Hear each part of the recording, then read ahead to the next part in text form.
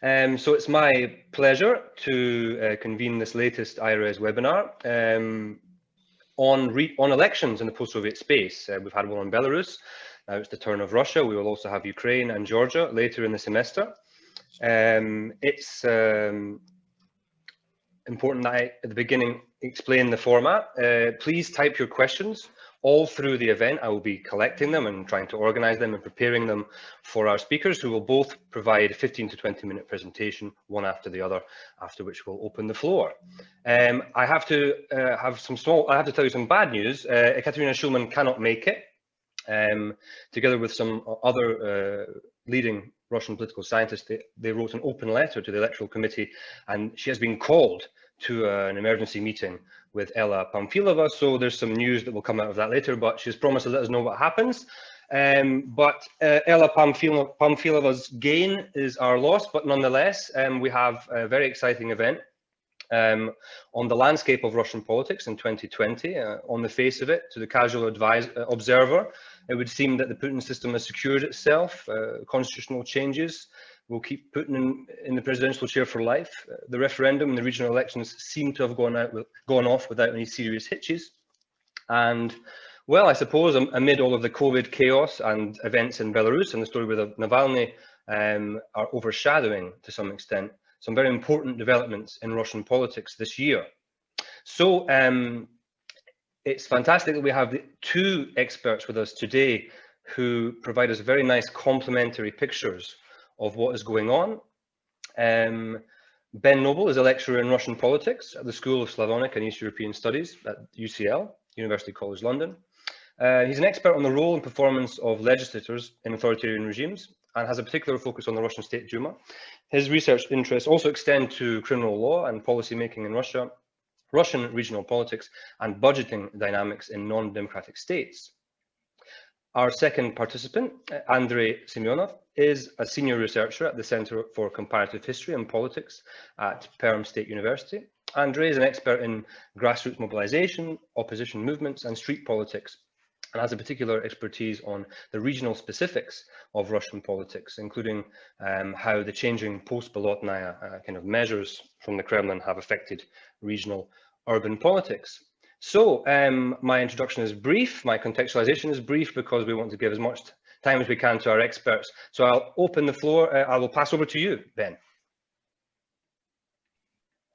Thank you very much for the introduction, Matthew. Let me now share my screen, and please let me know if you're seeing the correct information. It might not be the correct. Can you see just the full screen that's the presentation, or are you seeing an overview? And yes, I'm seeing an overview, so you might have to make an adjustment. Sorry, yes. That's all right. Bear with me, everybody. So let me go to here. That should be working. Excellent. Well, thank you very much, everybody who I see is on this Zoom call. I really appreciate you joining. Of course, it would have been wonderful if we could have done this in person in IRES, but this is the next best thing. Thank you very much, Matthew, for the invitation. And as you'll all see from the title, we're trying to cram quite a lot in. Not only are we talking about the nationwide vote and constitutional changes, we're also, given the proximity to the regional, local, and actually federal elections from the 13th of September. I suppose really what we're trying to do is to look at where we are at the moment in Russian politics generally. What I'm going to do in my presentation, which should take about 15 to 20 minutes, is try and start off by contextualizing the 13th of September elections. So I'm going to think about the big picture. What are the big, the sort of dynamics that we need to take into account in order to make sense of these elections and especially their results. I will look quite briefly, I'll summarize the results at the different levels of these elections before then thinking about what the lessons the Kremlin might be drawing from these results, as well as what I'm calling Team Navalny. So there I'm looking at smart voting, but also the thinking of people like Leonid Volkov, what they're thinking, what they're going to take away from these results. Before I then look at what the implications of these elections for the 2021 State Duma elections might be, again, both for the authorities, but also, broadly speaking, the opposition. And then finally, it might seem like a bit of a weird tack on, but I think we've also got to pay attention to the fact that Putin's succession problem isn't over, even though the constitution has now been changed to allow him to run again for the presidency in 2024 and again in 2030. I think we've got to pay attention to some quite possibly interesting developments regarding the State Council. So what are the big picture? What are the dynamics that I think we need to focus on in order to contextualize these elections? I think, of course, it might be stating the obvious, but it's worth framing from the outset what I'm going to focus on in different slides. Of course, we're in a moment of constitutional reform, an attempt by the Kremlin to try and, in a sense, revitalize the political regime, but with a focus on what Putin can do, given that before the current constitutional changes, he would have had to step down from the presidency in 2024. And more recently, of course, those constitutional changes were put to not technically a referendum, but a nationwide vote. And on the basis of that, the constitutional changes came into effect on the 4th of July. We've also got to make sense of these most recent elections in terms of the coronavirus pandemic. I mean, really, you could say that about any type of political development around the world, but it's worth thinking about the Kremlin's response to the coronavirus and how that might have colored people's Russian voters' approach to these elections, but also thinking about how the coronavirus might shape our understanding of the election results. And finally, the September 13th elections are important when we're thinking about what's going to happen next year. And that's certainly going to be the substantive focus of my talk. So this is, I think, a picture that people in the Kremlin will be thinking about. This currently shows the partisan distribution of all 450 seats in the State Duma, which is the lower chamber of the federal level parliament in Russia, the Federal Assembly. And according to these different colors, we can see that the red relates to those seats held by the Communist Party of the Russian Federation. The sort of orangey yellow relates to Just Russia. The dark blue is United Russia. And according to this, there are more than 340 seats held by United Russia. So much, much larger than the 2/3 majority needed to change the constitution. And then on the right, the light blue relates to the Liberal Democratic Party of Russia, which of course I don't need to tell this audience is neither liberal nor democratic.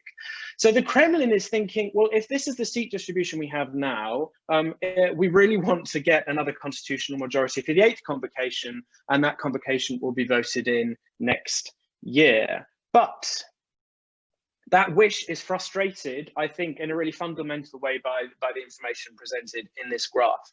So this is SIOM data, which shows the proportion of respondents who say that they would vote for United Russia if elections were to take place in the following Sunday. And we can see that in May 2018, around 50% of Russians would have voted for United Russia. But in July this year, it's collapsed to just above 30%. Some people might say not disastrous, but it really is quite a significant drop in support for the party of power. And we can see the sharpest fall around the middle of 2018. And that relates, of course, to the deeply unpopular pension reform. So for the Kremlin, the task is, how do we engineer a constitutional majority for the 8th convocation of the State Duma when United Russia is so deeply unpopular, when the party brand is so deeply toxic? At the same time, they might be looking at more recent Levada data. This relates to the popularity of Putin, and the top line relates to the percentage of respondents who approve of Putin's actions. And they might note the very recent uptick and say, aha, well, things might not be as bad. It could be that the Russian citizens think that we've dealt with the coronavirus pandemic in an okay way, that maybe the economic troubles are being put in context by voters, and so they're not going to punish us. And it could be a trend that continues through to 2021. But I think that would be rather foolish of the Kremlin to think And one sort of bit of evidence or clusters of observations that we can point to is some research done by the group of people you'll see under the picture of Putin. It might be too small for you to read on your screens, but this is a research group led by Bryn Rosenfeld at Cornell University, but it also includes Sam Green, Jeremy Morris, Grigor Parpelikesh, and Graham Robertson. And what they've done, they have re-interviewed the same people over time to get their impressions of Putin, how he's performing in the job, unlike the Levada Center polls, which will talk to different people. So yes, each survey done by Levada might be nationally representative, but they're not talking to the same people. According to the Rosenfeld et al. Research, they are talking to the same people. And so it can be easier in a sense to track how people's thoughts are changing over time in a way that controls for things that might not be controlled by the Levada Center data. And in research that they have spoken about recently in the Washington Post's Monkey Cage blog, they have said that they can see support for Putin is reducing, and that's something, a tendency that appears to go against the previous slide where I showed Levada Center data of that most recent uptick. And the reason why people are less willing to support Putin is because of the economy and the fall in real-term wages over the last 3 or 4 years, but also the state's response to the coronavirus pandemic. And this is certainly something that will be most keenly felt in the regions outside of Moscow and St. Petersburg. We know that the health infrastructure isn't as good as maybe the Kremlin would like it to be, and certainly not as good as Russian citizens would like it to be. And because of the pandemic, this has been a moment, in a sense, of reckoning for the Kremlin, and that has led to a reduction in support for Putin and his regime. But also, they, according to their data, can show that some of the fall in support for Putin relates to the constitutional reform, specifically the zeroing amendment. So the change that allows Putin, that could allow him to stay in the presidency all the way through until 2036. So this is the sort of broad context, the attitudinal environment that the Kremlin will be deeply worrying about, especially going into the elections next year at the federal parliamentary level. And that's why this phrase that the 13th of September elections were a dress rehearsal for the State Duma elections, that's why it's been used. But what does that actually mean? Well, really simply, the authorities are asking, given the unpopularity of United Russia, given what it seems could be a reduction in support for Putin, how can we get another supermajority in the State Duma? So it's, according to these graphs, which I've shown on previous slides, how can we combine this really troubling, problematic attitude in the environment and yet get the result that we need in order to retain control of the State Duma, which, after all, the Kremlin relies upon in order to realize its legislative agenda smoothly and without having to buy off coalitions at different times. If it lost a supermajority, or if it lost a majority, then we could see a return to the types of politics that we saw in the third convocation, so at the beginning of the 2000s. And we know that that's very costly. It's very difficult for the Kremlin to coordinate a parliament that doesn't have a safe, stable, united Russia majority. And so in the 13th of September elections, it was a dress rehearsal specifically because the Kremlin was trying out existing and newish tools that it could use in order to get a majority or a supermajority, given the collapse in support for united Russia. And very often these most recent tools were justified in terms of the pandemic. The clearest examples being, we need 3-day voting because that means that there's less of a risk to people when they go to polling booths, they're more spread out. The flip side, of course, is that it's easier to get away with electoral malpractice when voting is spread over 3 days, but it's also easier for the authorities to mobilize those portions of the electorate that will return the result that the authorities want. And another example is the possibility of voting outside polling stations, which of course provides ample more opportunity for electoral malpractice. This is a summary of the election results. Don't worry, I'm not going to ask you to peer close to your screens and to work out what on earth is going on, but I do highly recommend for those of you who read Russian to look at this Kommersant article that provides some quite good infographics summarizing these results. But what I'm going to do in the next few slides is really quickly summarize the results at different levels. So for gubernatorial elections, there were 18 direct elections for regional heads and 2 indirect. And when it's indirect, it means that the parliament of a federal subject will vote in the regional head. Of course, I'm using regional heads synonymously with governors. And really the takeaway for the Kremlin is that there were no upsets. We didn't see a repeat of things that we saw, say, in 2018 when there were runoff votes. And in fact, technical candidates from systemic opposition parties ended up winning against the Kremlin's wishes. One high-profile example being Sergei Furgal, who, of course, we all know how that ended. And we can look at the continued process in Khabarovsk to show the deep sentiment, the deep anger in the people regarding the way that the Kremlin has treated him. Going back to the elections this year, United Russia won 12 regional headships. There were 5 wins by technically independent candidates, but candidates supported by the authorities. And they might have run as independents to get away from the toxic brand of United Russia, even though Dmitry Medvedev has said that he really doesn't like that approach. He wants people to run under the United Russia flag for better or for worse. But the independent, running as an independent trick seems to have worked in these cases. And then there is 1 win for an LDPR candidate. Yes, LDPR, but supported by the authorities. What's interesting, looking at the rhetoric of the Kremlin leading up to the elections, it seemed as though they were preparing the rhetorical groundwork to say, if some of these go to a second round, it's not disastrous. It doesn't mean that we have lost control. And that was interesting to see when we look at the actual results, and there were no second round votes. So it seems as though the authorities did better than they expected.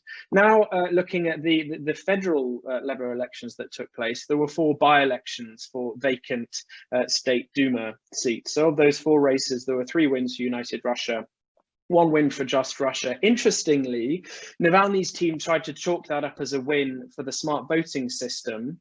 And they were this is one of the first tweets that went out on the 13th of September when the preliminary results were coming in. But I think we have to be quite cautious in attributing that win to smart voting, or sort of smart voting being successful, because that seat was previously held by a Just Russia candidate. And so it could reflect a broader understanding that the Kremlin and the curators of domestic politics are okay with Just Russia holding that particular seat.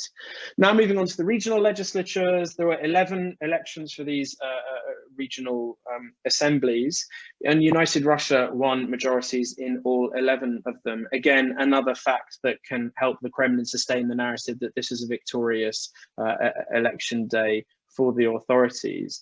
But I think what we should maybe focus on, or at least what I'm going to focus on, is the success of 3 of 4 of the new Kremlin-backed political parties that were launched.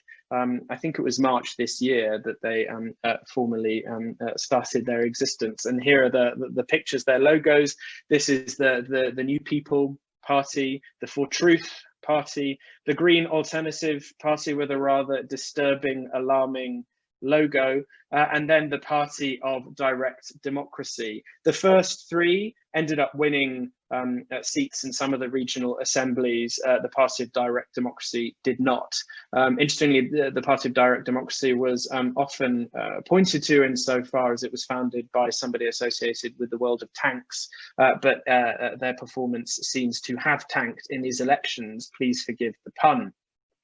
So one example that we can look at relating to New People is that they won 3 seats in the Novosibirsk Oblast Regional Assembly. And why this is important, that these new parties, 3 of them at least, have won regional assembly seats, it means that they automatically qualify to field candidates for the State Duma elections in 2021. For those parties that didn't, so the Party of Direct Democracy, if it's still in existence next year, will have to collect signatures, and we know that that can be an arduous process, and it can be a way in which certain candidates are kept off ballot papers.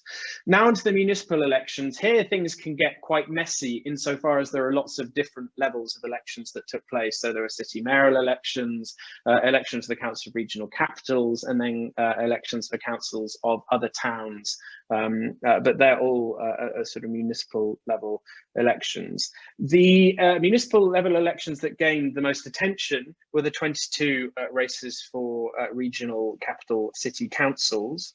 And I think here what we should focus on is not the complete picture, but the notable successes for non-UR candidates. So in Tomsk, United Russia only won 11 out of 36 seats, and there were two really big high-profile wins for members of Team Navalny. In Tambov, Rodina won 26 out of 36 seats, which I haven't seen very much commentary on, but I think it's an interesting case to be unpacked. Tatiana Stanova has a particular story about, yes, it being Rodina, but actually it was just used as a vehicle for regional elites. So that's certainly something that could be looked into further. And then finally, in Novosibirsk City Council, United Russia, initially it was being reported that they hadn't won a majority, but then they ended up convincing, quite how we don't yet know, or maybe people in the audience know, and I'd be interested to hear what they know, that 3 candidates who were elected as independents have ended up joining the United Russia faction, which means that United Russia now has 26 out of 50 seats in that city council. Now, I think it's important to look at smart voting and the generalizations that Team Navalny have made of that program, given the results that I've just mentioned. Leonid Volkov is saying that of the 1,117 candidates that were supported by this program, so that featured in the recommendations of Team Navalny for people to vote for in order that United Russia had less of a chance of being elected, he thinks around 100 of those candidates won their seats, and most of that success was at the municipal level and not for regional parliaments. But I think we should be slightly cautious with any of these claims that smart voting has worked, has been responsible for these wins, because it's very tricky to actually work out the independent effect of smart voting in the success of individuals for elected office. But there is some research from elections in St. Petersburg last year that suggests that smart voting at least can work. And I've certainly seen one of the authors of this paper today saying that it seems to be that smart voting has also worked on the 13th of September as well. So I think we should be cautious, but it is likely that this support has had some impact, has had some success in candidates who are not United Russia winning elected office. So what's the verdict? Generally, I think Team Navalny can be relatively happy. They have won they have achieved some successes, and we don't just have to look at smart voting. We can just look at those members of Team Navalny who have won seats in different assemblies. And more broadly, I think the way they're thinking about it is not that smart voting would lead to an overnight sensational series of results, but that they're chipping away at the authorities' image of invincibility. I think the Kremlin can also and will be very happy with its results. I think it performed better than anticipated, especially given current conditions, and those are the conditions that I started the presentation off discussing. But I think rather than saying, oh, well, it was a good day for the Kremlin, they're justified in calling it a victory, we need to focus on the costs of victory. And I was thinking, what would be an appropriate metaphor or analogy here? And I think this is the one that at least worked for me when I was putting this presentation together. That on the surface, the Kremlin might be calm, saying, yes, this shows the support for the authorities. But before the elections, and now preparing for the State Duma elections next year, it's like a calm swan who's paddling furiously underneath. These victories for the Kremlin were not easily won. And we can look at the growing list, the growing menu of manipulation, as Andrea Schedler calls it, the ways in which the authorities can unlevel the electoral playing field. And so some of the examples that we saw on display on the 13th of September elections. I've already mentioned some United Russia candidates being allowed to run as independents to get away from the party's toxic brand.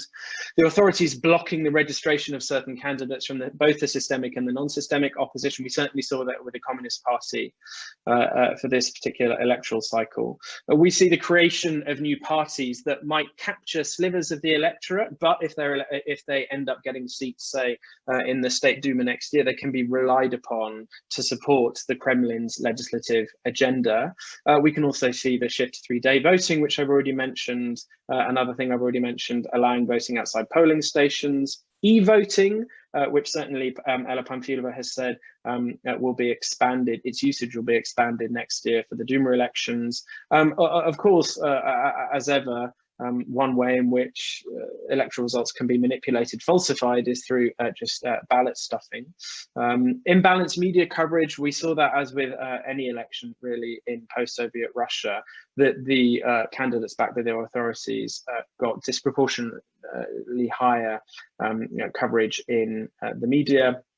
Also, we've seen the frustration of the work of electoral observers to carry out their job, something that clearly is tied to things like allowing voting outside of polling stations, but relates to other rule changes. We also saw in the lead up to these elections direct pressure from law enforcement and also unidentified thugs on the offices and individuals of members of the opposition. And I think something that maybe ties some of the previous elements together is that the authorities seem to be learning how they can use turnout for their benefit. So if they feel as though a particular electorate broadly wouldn't be pro-authority, then they'll try and make sure that that electorate remains demobilized. Whereas if there is a portion of the electorate that they want to mobilize, then they can use various tricks in order to mobilize that portion of the electorate. And that is one of the key ways in which they are hoping they can try and resecure a constitutional majority with that poor level of support for United Russia. I've already mentioned that it's clear, it's obvious that the Kremlin wants to resecure a constitutional pro-executive majority. And given that we're one person down on the panel, I imagine Katya Schulman right now could be discussing something related to this. And this is the idea that the State Duma elections, they're currently scheduled for September 2021, but it could be that they move forward to April. One logic being that the sooner they're held, the fewer opportunities there are for the poor attitudinal environment to get even worse. But there's a sticking point insofar as it's not really a constitutional or legally easy thing for the Kremlin to call State Duma elections. This is something that I discussed in a Moscow Times article at the beginning of the year, but it seems as though Ella Pamfilova is keen on bringing them forward. It's also clear that leaders of the systemic opposition are really keen for it not to happen. And we've seen people like Zhirinovsky saying that this would be a very bad idea. But I think that's certainly something to watch out for. I would not be surprised if State Duma elections and unified voting day more broadly to shift next year from September to April. And one of the reasons why there is so much attention on next year's State Duma parliamentary elections, I've already mentioned it's because lots of the Kremlin's power, dominance of the political system comes from dominating the lower chamber of the Federal Assembly. But also the 8th convocation will span a key breakpoint, which is the 2024 presidential election. We don't yet know whether Putin is going to stand in that election, and I'm going to talk about that in a few moments at the end of the presentation. But the Kremlin will be very keen to have the State Duma under control during this period of uncertainty. We know that presidential elections in Russia, but also more broadly in post-Soviet states and authoritarian states across the world, presidential elections and elections in general are moments of uncertainty. And so if the Kremlin can minimize uncertainty in the State Duma, that's certainly something that they will want to do. That's looking at the elections from the viewpoint of the authorities, but also going into 2021. Given the results of the 13th of September elections, Team Navalny and the opposition will also be trying implementing the lessons that they've learned from this electoral cycle. So we've seen Team Navalny saying that smart voting is going to be used again, but also that the Anti-Corruption Foundation is going to be carrying out more investigations in big cities, and that's going to be a way in which it can try and boost the popularity of the opposition's agenda, insofar as they have a unified agenda. At the moment, it seems to be, let's just stop United Russia gaining electoral office, and they're hoping that that will become an increasingly attractive proposition for those who have lost support in Putin and the regime in contemporary Russia. Now a slight gear change, but I hope you'll understand why I've made it. I think on the 10th of March, when Putin said that he approved of the idea of the constitution being changed to reset his presidential term record to allow him to stand for presidential election in 2024 and possibly stay until 2036, many people probably thought, okay, well, that's fine. The 2024 problem has been solved for the medium term. Well, I think the response to that is yes and no. It might have stopped some of the more fevered speculation about what would happen, but it's just kicked the can down the road a bit. People are still thinking about what is Putin's longer term plan, and will he stand for election in 2024? What will he do if he doesn't stand for the presidency? And this is where I think we have to look at the State Council. Again, I imagine many of you will already be aware of what it is, but for those of you who need a quick refresher, this is a body formed in 2000 by Putin after regional governors lost their ex officio seats in the Federation Council. This is a sort of, conciliation prize. Losing those seats was really quite a blow because it gave a federal level position to regional politicians, but it also gave perquisites like a fancy apartment in Moscow. This council is back in the news because even though it was mentioned in Putin's constitutional reforms from this year, the details of it, the details of the revamped State Council, were not included in the Constitution. All the constitutional amendment says, it gives it a name check, and it says that the president forms the council, and the council is responsible for overseeing and sort of steering the direction of both domestic and foreign policy. And because the sort of detail of the revamped council wasn't included in the constitution, a new federal law needs to be written and introduced in the State Duma in order to sort of flesh out, to realize this constitutional provision. And that's something that there's sort of been lots of speculation that will happen quite soon. I was thinking that it might happen today because some other federal laws and federal constitutional laws that are fleshing out constitutional changes have been introduced today. Things like the new law, the new federal constitutional law on government has been introduced, but the federal law on the State Council has not. And the reason why I think it's important to look at it is because of the language that has been included in the Constitution. And then it could still be a way for Putin to step away from the presidency and yet retain some type of supervisory control over politics. This is something that I've written about in an op-ed that was published by RUSI at the end of last week. So for those of you who don't want to listen to me drone on, then please feel free just to read the article, and there'll be more detail in there. But I'll just note a couple of things that I do mention in that op-ed. I've already mentioned that Putin has said that he hasn't committed to running in 2024. So in that sense, the 2024 question is still a legitimate question. We also know that Putin has spoke out against this idea of dual power. So he was sort of trying to pour some water on the, put to bed speculation that he could do what Nazarbayev did in Kazakhstan. So step away from the presidency, but retain control of another body, and that would allow him to retain control over the sort of, the broad dynamics of Kazakh politics, but if Putin were to emulate Nazarbayev, of Russian politics. So Putin has spoken out against dual power in Russia, but we've also got to remember that he spoke out previously about the fact that constitutional change wouldn't be possible in Russia, that you couldn't affect presidential term limits or their number. So I think we have to take with a pinch of salt when Putin says this will never be possible. He could quite easily come around and say, well, of course, it's not dual power because, yes, I might be chairman of the State Council, but I'm not going to be stepping on the toes of the president. We can imagine, we can sort of, I suppose, are familiar with these type of semantic gymnastics that allow people to make it seem as though they're not contradicting themselves, but actually in the spirit of things, they are. And as I've said, it's important to look at the language in the Constitution. Now it doesn't say that the president is the head, is the chair of the State Council. It merely says that the president forms the State Council. And when Pavel Krasheninnikov, so he's a State Duma committee chairman, a co-chair of the Constitutional Reform Committee, when he was asked whether in the future it might be the case that the president and the chair of the State Council could be different people, at the moment they're the same person. Putin is the chair of the State Council, and of course he's president.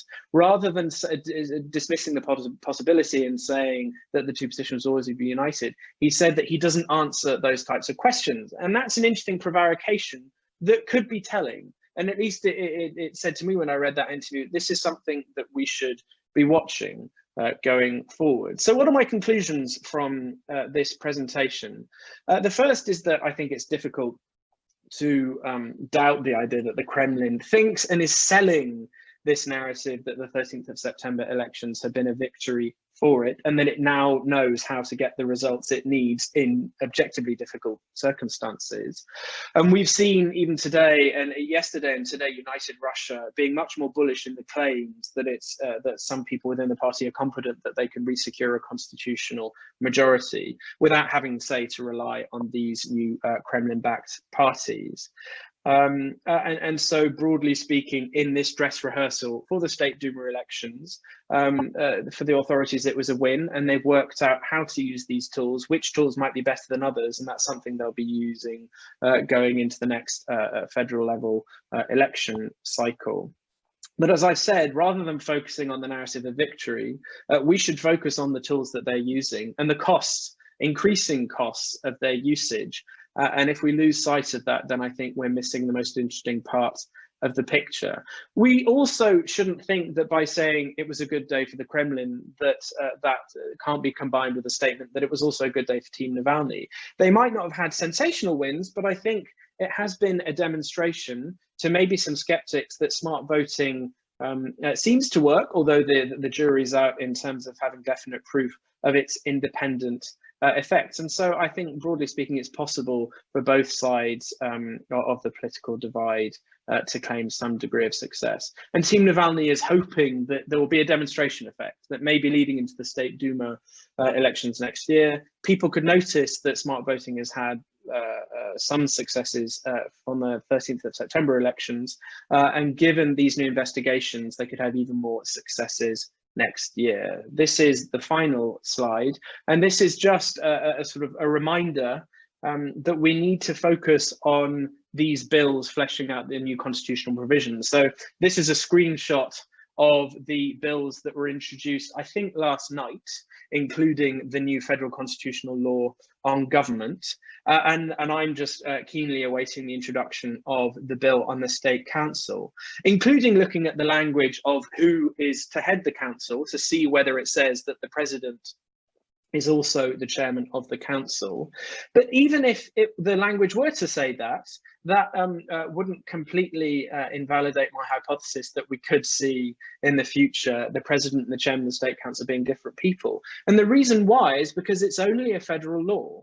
It's not introducing new language into the Constitution. That was already introduced on the 4th of July that says the president forms the council. If the original text, the draft that's introduced by Putin, does say that the chairman of the State Council is also the president, that could be changed in a year, a couple of years, the closer that we get to 2024. So I still think we need to take seriously the idea that the State Council might be a way for Putin to step away from the presidency in 2024. But I've been speaking for far too long. Thank you very much for listening, and I look forward to hearing your questions after Andrei has spoken. Thank you very much. Thank you very much, Ben. And you neatly annexed Katerina Schulman's time into your own. So no, that was a very interesting overview, and big picture has been completed. So now I'll pass over to you, Andrei, and let you begin if you want to share your screen. Yeah, just give me a second. All right. Well, thanks a lot, Matthew, for inviting, and thank you everyone for tuning in. Thanks, Ben, for such a comprehensive introduction. In fact, it allows me to skip some of my slides, as you could see, or you will see that I've got the same structure, the same sources, and even the same data. So probably you would maybe suspect that there is a coordination between us, but no, there is nothing like that.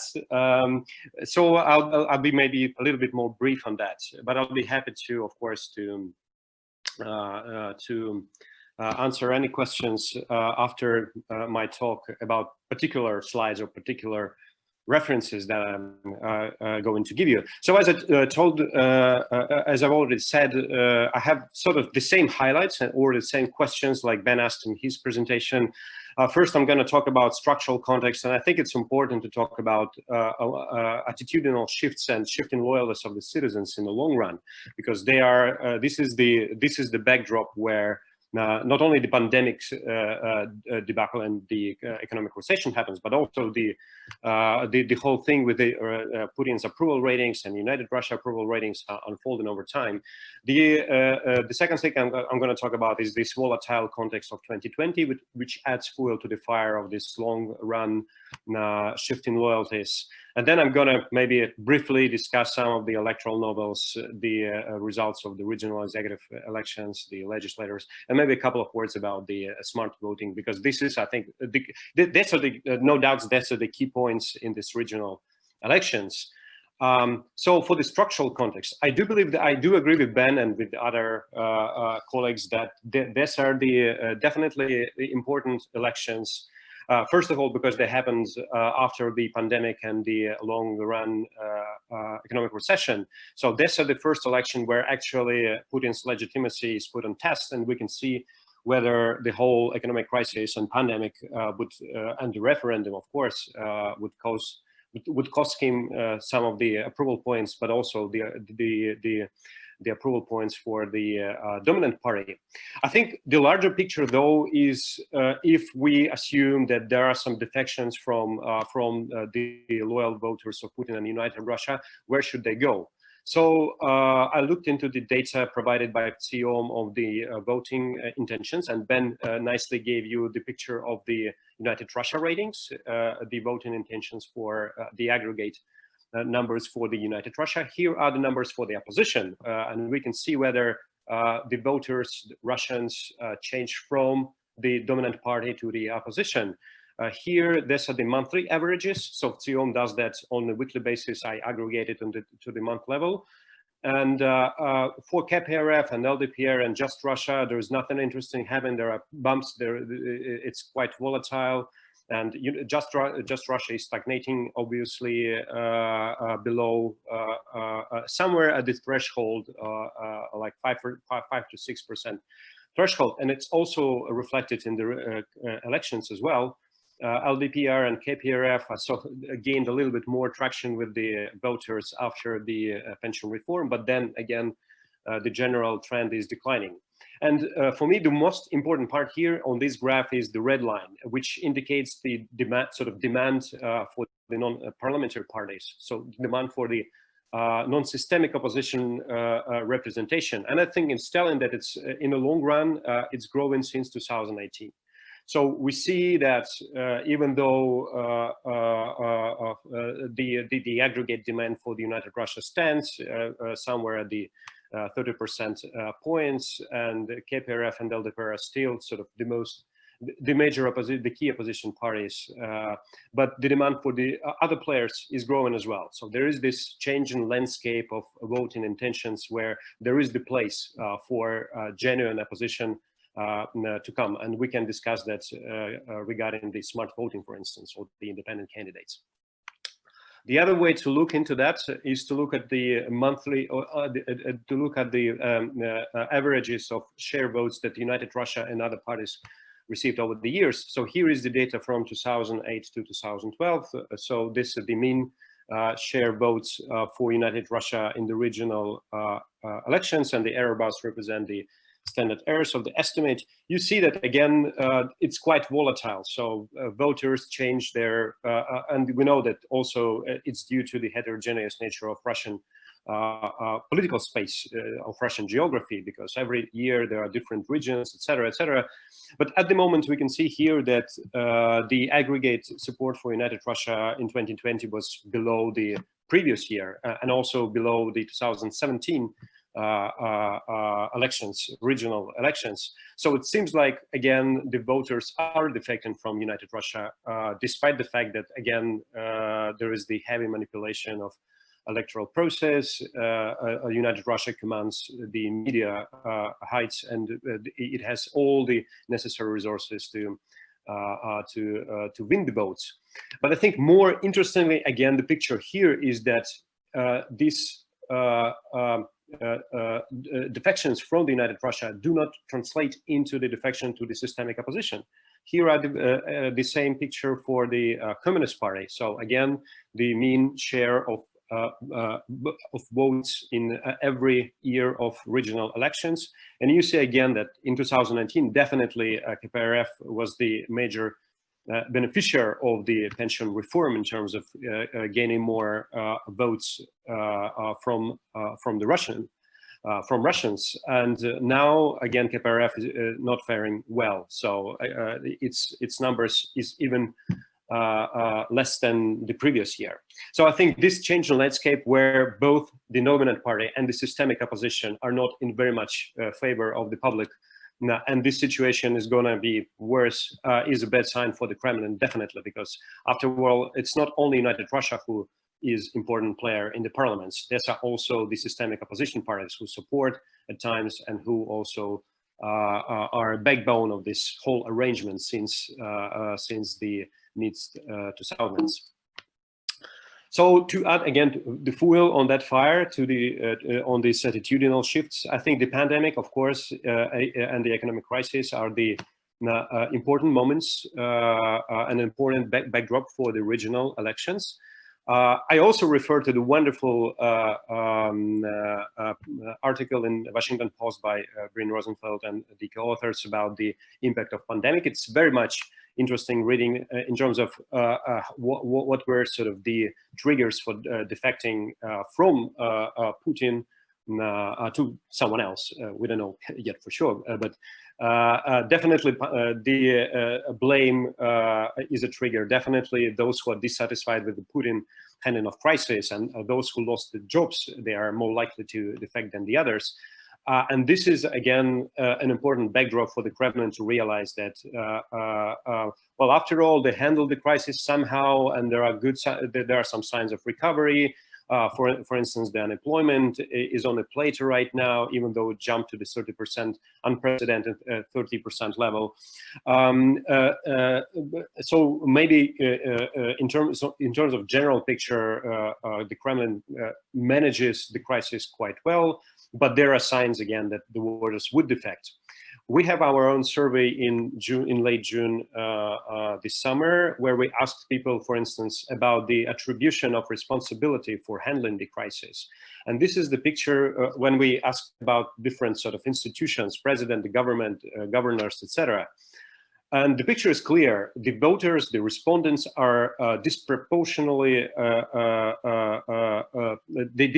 they attribute the responsibility for handling the crisis disproportionately to the president and to the government. The other institutions which usually are used as a lightning rod or as scapegoats, like State Duma or even United Russia, you can see from the picture, the voters are less eager to attribute the responsibility for handling the crisis to them, meaning that if the crisis would go further down the road, the situation will become more and more worse. The president and the government will be the one to blame, not the United Russia, not, for instance, the governors or the State Duma, which is, I think, an important indication of, again, who's going to benefit and who's going to likely to become an autonomous sort of a center of power in this arrangement.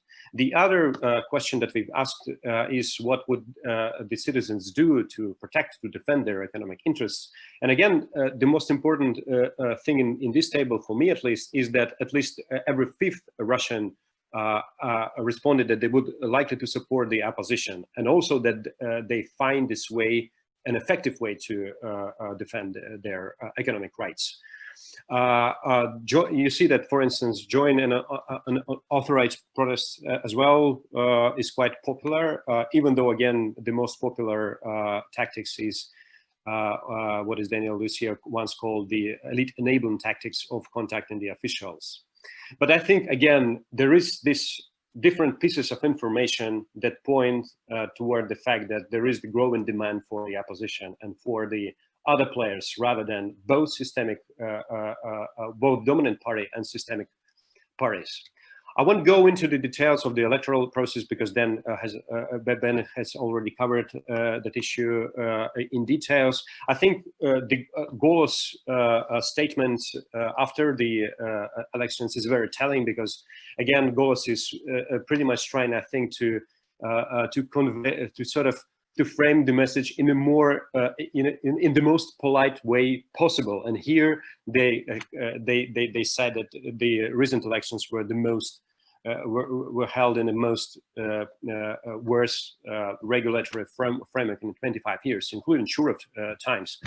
And I won't go into details. You can find it in Golos reports, what exactly SIG and Kremlin did to micromanage the electoral process.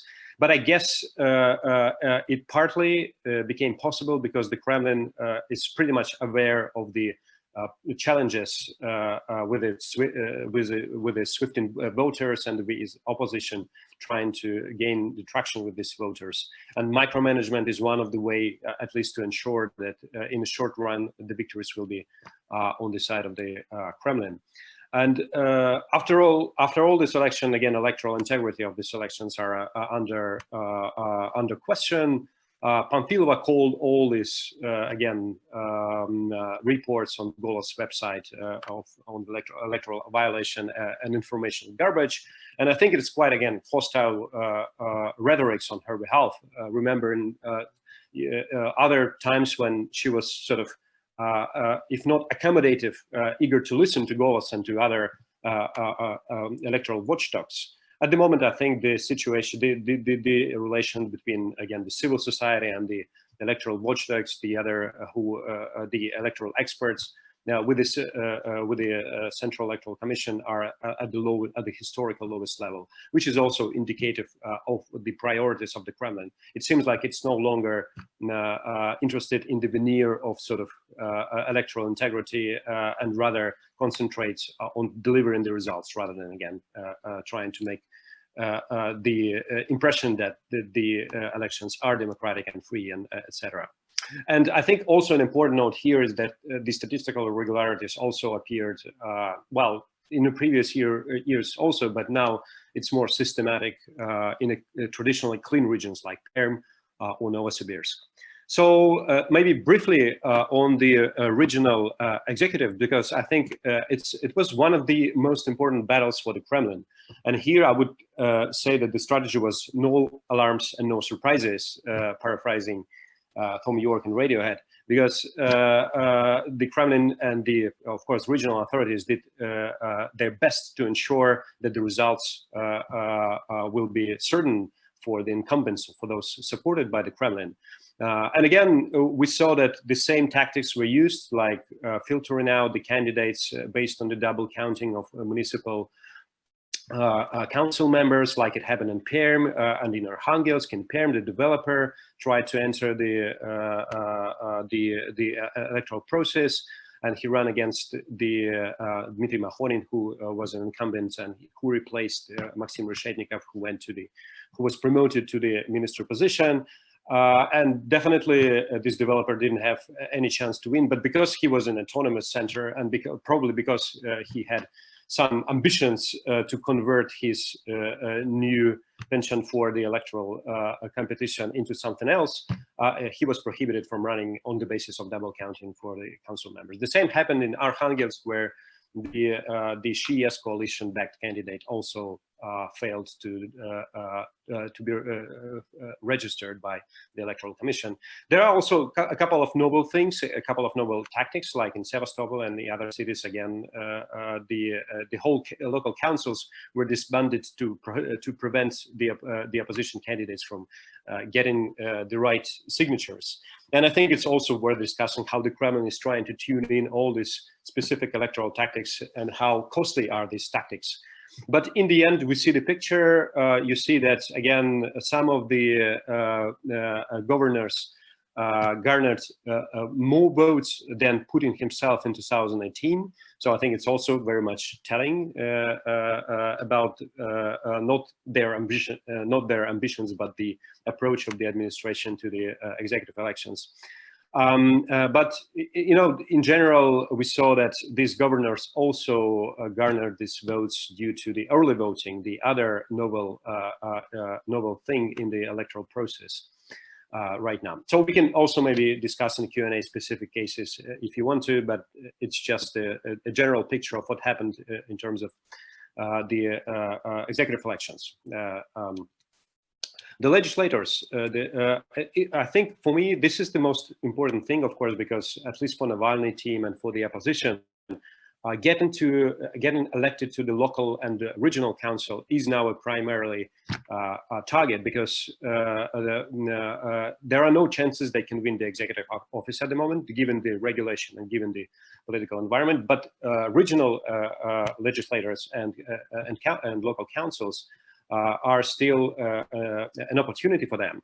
And again, the aggregate level you saw at the previous slides, the United Russia performed worse, but not that bad after all. The strongholds like Belgorod, Yamal, Magadan, and other regions, they stood. The systemic oppositions were the net losers. Again, the KPRF performed much worse than in 2018. The others, like LDPR and Just Russia, didn't fare well as well. Just Russia came second. Sorry for the typo. It came second in Chelyabinsk, but in Chelyabinsk it has a strong organization for almost a decade or even longer. And I think also, as Ben pointed out, I think it's very interesting story about the Kremlin-backed newcomers like New People or Zapravdu for the Truth, Zahar Prilepin, and Green Alternative, which also garnered a significant votes altogether. And for me, I think one of the lessons from this election that Yabloko is almost electorally dead, and there is no chance it can get back to this as a key player to the opposition politics, which is also, I think, a very important point to discuss. These are also the general picture, just to get the sense of what's going on in terms of vote share. You can see here the red or orange dots are United Russia vote shares, and there is the green for KPRF, just to contrast it to their ideology. LDPR is blue and Just Russia is violet. There's not so much interesting going on, even though you see that in some regions like Komi, for instance, United Russia performed quite poorly, or in Kostroma, in Novosibirsk, also because of the again of the highly contentious electoral elections this year. But again, some strongholds like Yamal and the others, they hold, and there is this volatility in terms of United Russia party performance, and it's going to be, I think, a very much interesting battles in certain districts, in certain State Duma districts next year, but also in certain regions in terms of party list competition next year. So coming back, getting to the end of the presentation, I think, yeah, it's definitely worth discussing smart voting strategy. I do agree with Ben that the evidence that it was the smart voting system that helped certain candidates to win is a little bit overstated, even though Mikhail Turchenko and Grigory Golosov did their best to show that at least in St. Petersburg, it worked nicely. But more like generally, I think the interesting part here is whether Navalny and his team Navalny, would be able to convince the voters, the opposition voters, that smart voting is actually the best strategy for them. They did the best this summer as well. And they're trying to persuade again, they're trying to make sure that smart voting would be the coordination strategy for both opposition voters and opposition organizations. And I think it's good to see how they're trying to produce this image through, for instance, this kind of infographics, which might be misleading again, because we don't know for sure whether again that was smart voting system that helped certain candidates to win, but it certain projects this image that after all, from 2015 onwards, there is this incremental gains in the strategy. And right now, for instance, the smart voting allowed Team Navalny to get 2 council members in Tomsk, to get Sergei Boyko in Novosibirsk elected, and in a couple of other places to outperform United Russia and to show that actually it's not as invincible as it used to be. So to conclude, to sum up my sort of general observations of the elections, I think that indeed it was the general sort of rehearsal, the rest of the rehearsal for the federal elections. And some of the technologies that, or some of the things, the tactics would be definitely used in 2021 elections, and they were already tested, sometimes literally, the arsenal of coercion, manipulation, and propaganda. And it looks like, from my point of view, that certain ways of administering the elections are sort of getting more obsolete than the others. And coercion is definitely one of the instruments that the regime is more and more inclining to use against the observers, against the opposition candidates, and even against the voters. So the coordination of the opposition is the key problem, and smart voting is one of the mechanism or gimmick that can help to overcome this problem. And disruption of this coordination is a key counter strategy for the regime, from my point of view, for the upcoming State Duma election. The third point is that the systemic opposition remains afloat only due to its core support. We see that over time, the swing voters defect from this from the major systemic opposition parties, and the parties are unable to attract new voters. And it also has some implications for the regime, because after all, it's important for the regime to have this particular systemic opposition parties in the State Duma and in other legislatures. So the key issue, I think, I definitely agree with Ben. It's worth discussing whether the Kremlin would learn lessons from these elections, and what would be these lessons, as well on the non-systemic opposition part. What would be their lessons drawn from these elections, and what would be the adaptation in tactics and in strategy in the upcoming 2021 elections. I'll stop here. Thanks. Excellent. Thank you very much, Andrei. And Ben, you're back with us. Excellent.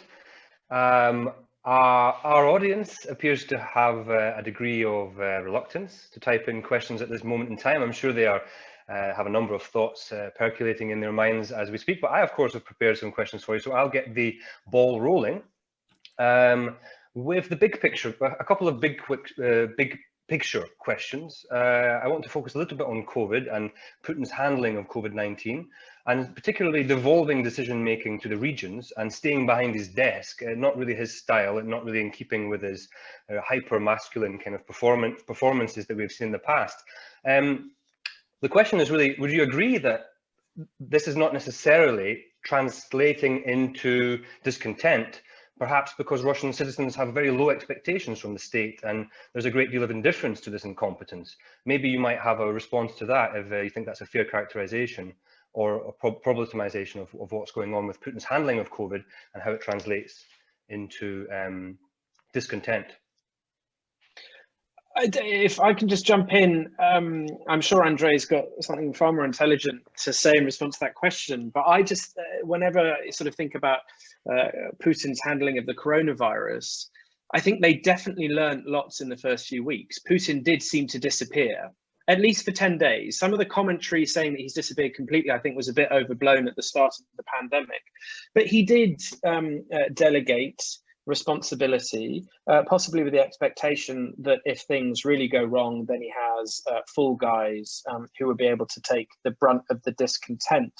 But then I think what they quickly realized was that the criticism of Putin not being around was also having a problematic effect, insofar as people were saying, well, where's the head of state? Why is the head of state not taking control? And so Putin giving responsibilities to Sobyanin, Patrushev, Mishustin, saying, well, you're in control of this coordination council and that coordination council. People are asking, who's coordinating the coordination councils? Is that Putin? Or what are the sort of, you know, the lines of responsibility for these different people? I think they quickly learned that Putin had to be performing in a much more visible way. But then even when he turned up, when he started doing his addresses to the nation, he wasn't giving the answer that I think most of Russians wanted to hear, which is that the state was going to inject large amounts of money into the system to make sure that they were being looked after. So yes, the Kremlin got right the idea that he had to be visible, but then when he was visible, he wasn't necessarily giving the answer that people wanted, which is, and that's sort of the way that I think that can explain the first few months of the pandemic. But I'll hand over to Andre to see, to maybe hear what he thinks about people's perceptions of the handling of the coronavirus now, because I have much less to say about that.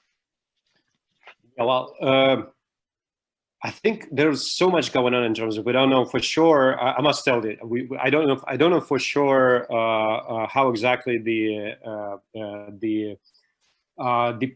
Putin's attempt to appear as a sort of above the whole affairs, how exactly it's translated in the citizens' grievances and their perceptions. Well, what I can tell you is that from our data, definitely they still blame Putin. Well, not blame, but they attribute the responsibility for him. And I think it's hard in a system where everything was built on the idea that Putin is the central linchpin of the whole political machinery. It's just hard to avoid anything. This way, even if the strategy was to deflect the blame to the governors and to the local authorities or something like that, it didn't work that much, first. And second, I think if anything it did, it had prompted the whole, again, discussion about the role of the federal center in regional affairs. And Putin himself promoted this idea that Russia is big, Russia is heterogeneous, the central decisions are not good, and everything should be taken on the regional level, which gave a certain, I think, I wouldn't say, well, kick for the governors to step in. And if you watch the ratings, the approval ratings for the governors, these are on the rise, unlike Putin's rating, which is sort of down and a little bit volatile later on. So, if anything, it helped the governors to become a focal point for the public discussions.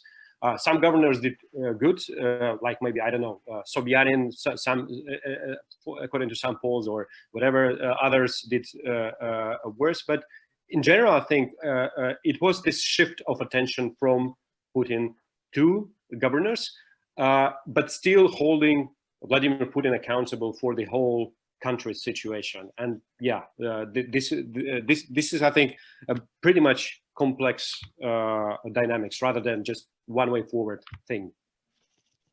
And I should say, add on to that, of course, I completely agree with it. What Andre has just said, that when asked about whether the regional governors would get to keep their newfound authorities that they were delegated from the center at the end of the pandemic, whenever that might be, Peskov, it's quite a while ago now, said that they will have to return their authorities, that we're not seeing a permanent sort of quasi-decentralization that could, you know, the Russian Federation could in fact start functioning as a federal system. Peskov was quite determined. And I think that was trying to nip in the bud a fear that the Kremlin realized that this could be the opportunity for regional heads to shine. And Russian citizens could start to say, okay, rather than looking to the center for solutions, we can start looking to regional heads. Now, of course, it's very difficult to generalize the performance of regional heads. You know, speaking of them as regional heads, in a sense, is nonsense. I suppose it's encouraged by the fact that Levada and FTSIOM, when they report approval ratings for governors, they provide it in the aggregate.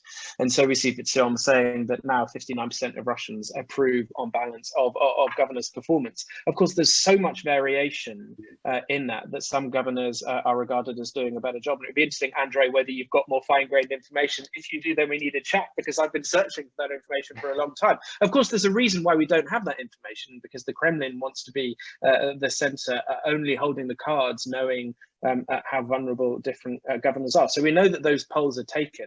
The problem is that the results of them aren't released. So that's the first point. And then the second point is that the popularity of governors could be shaping the federal law on the state council, that the Kremlin could be thinking, well, if governors are popular and that popularity is likely to stay, even if their formal authorities aren't going to be permanently beefed up following the end of the pandemic, that the Kremlin might want to mobilize that popularity and to try and maybe allow the state council to be what it's supposed to be on paper, which is an opportunity for the governors to be involved in federal decision making, but also for the Kremlin to keep tabs on what's going on in the regions. We know that the Kremlin uses different channels primarily to carry that out, but it could be that what we're seeing with gubernatorial popularity now is shaping what we're going to see in the federal law draft, if and when it's introduced. Well, it will be introduced, and it's probably going to be introduced in the next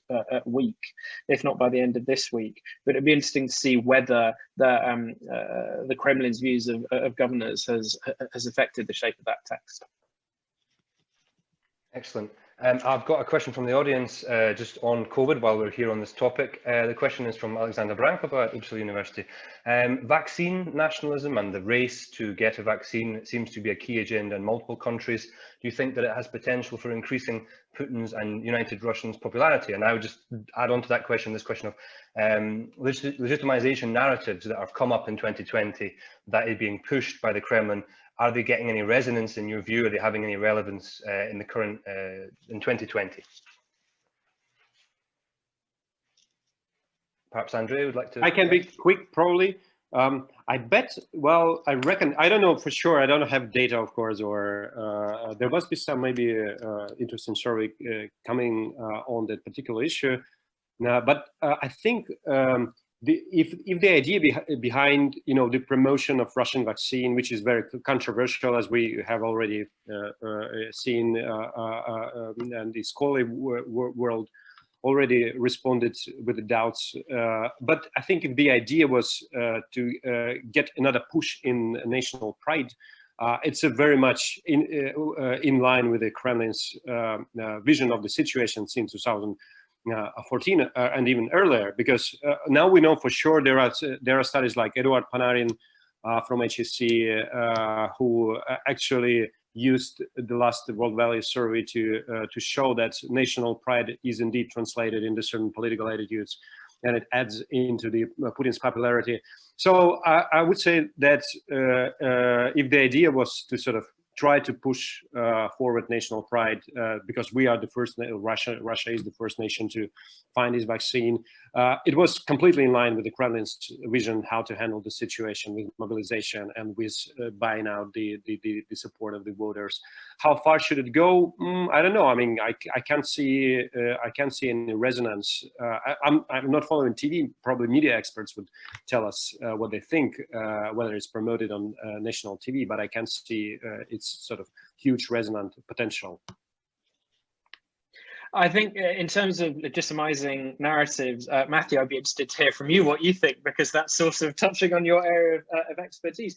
But certainly given the frustrations for the Kremlin, just in terms of the timeline for, say, the victory parade, they were looking for anything, any opportunity to talk about Russia's greatness, especially to an international audience. And we've seen that, Putin speaking to the UN, offering the Russian vaccine, to was it members of the UN, officials of the UN, and so using again another opportunity of the world stage to project this, tapping into the idea that Russia does have a very proud history of technological innovation, and of course calling it Sputnik 5, the fact that the main website was in English, very slick. It's clear that it was a PR exercise, but that has been undermined quite considerably by the poisoning of Alexei Navalny. And insofar as, just on a very basic level, the fact that we're talking about chemicals and Russia is the bad guy, alleged to be the bad guy when it comes to Navalny, that will have undone some of the good work that the Kremlin might have wanted to do by being the first technically to register the vaccine, even though it hadn't gone through all the necessary trials. And we're also seeing a problematization of the narrative, given the problems or the concerns that have been raised with the research reported in the Lancet.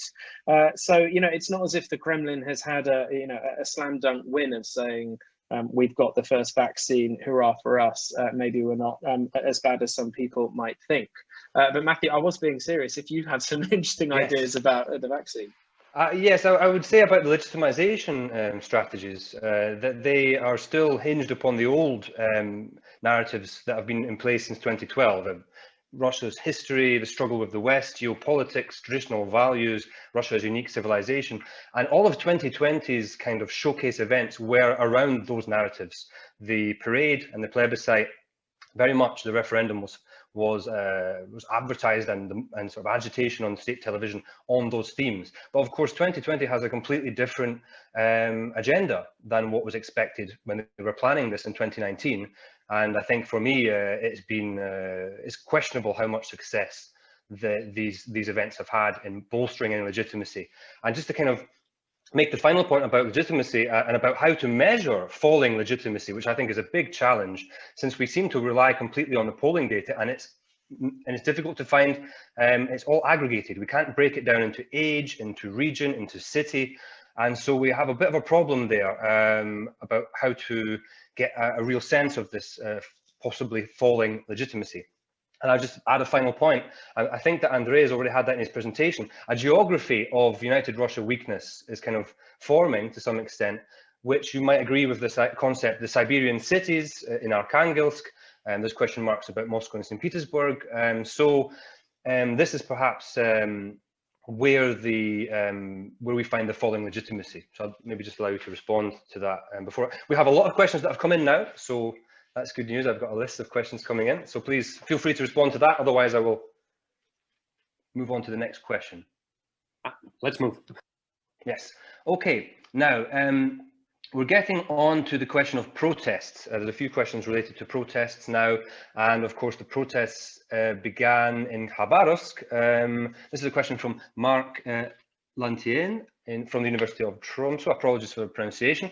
How do you view the effects of the ongoing protests in Khabarovsk? Are they just a thorn in the side of Moscow, or do they have a greater potential risk to central authority? Again, I imagine Andre has a much more interesting thing to say, but what I'll say really quickly is that we seem to be seeing a different response to the Kremlin, and that's a strategy of ignoring, that they're not sort of tackling it head on. And it's really fascinating. I'm talking here as a researcher, that I used to have a colleague at Oxford who looked at this strategy of ignoring regarding protests in the Middle East.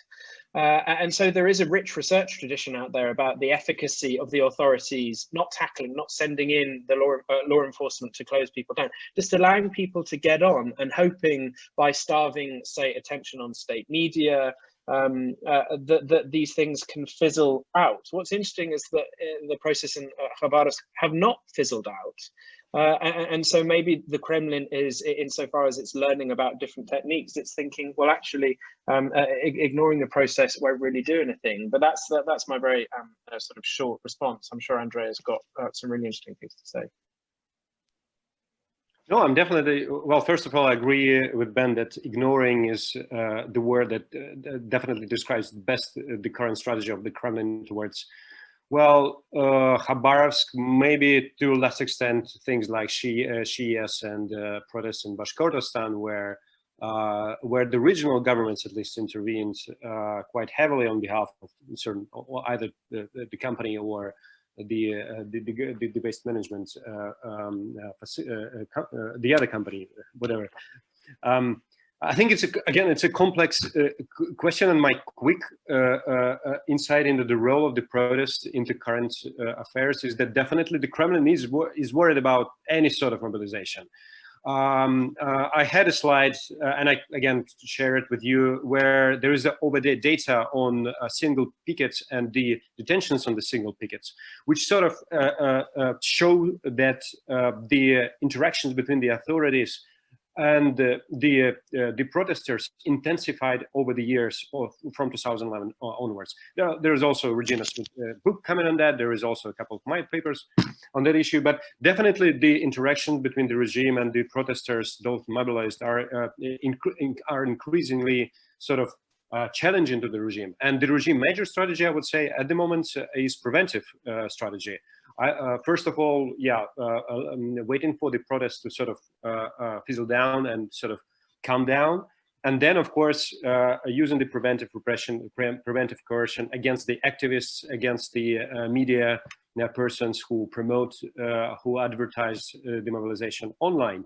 As the primarily tactics, cutting the organizational linkages, etc. And in this regards, I think the Kremlin is very much wise in the sense that cutting the protesters from their organizational backbone and both organizations and protesters from electoral politics is definitely a trick to show that protests are actually not effective. So you cannot do anything. So you can, of course, go to the streets every day, maybe for a month, for 2 months, for 3 months, but since it's futile, it doesn't receive any attention from the federal authorities. It just doesn't work. But I think, again, like Degtyaryov, now there are signs of increasing coercion in Khabarovsk at the moment. So when Degtyaryov came as a governor, so coercion still looms as the tool in this toolkit of handling the mobilization in Russia, in Russian regions in particular. And I could just add a small point maybe to develop the theme. When things break down and we have protests and we have having to arrest a governor, that appears that the Kremlin's strategy for negotiating alliances with regional elite has failed on this occasion in Khabarovsk. In other places, it's a success. For example, Kemerovo is quite a closed regional political system, and it shows total loyalty and to the regime. So I wonder if you might have a comment on what are the factors behind successful stabilization strategies for the Kremlin in the regions, and what factors are behind the failure of these strategies that mean they have to resort to coercion and massive use of administrative resources? It's for Andrei perhaps to respond. It's a huge question, right? I mean, I've been thinking about, of course, the successful strategies of both the regime to curb the protests and both the protesters to achieve their goals. From my point at the moment, my impression is that there is no sort of best strategy. There is also always a mixture of tools at the toolkit, which can be applied more or less wise. In Arkhangelsk, definitely with the Shias, there were certain mistakes, like I wouldn't say mistakes, but certain moves by the authorities. Now, like framing the protesters as their scum, etc., and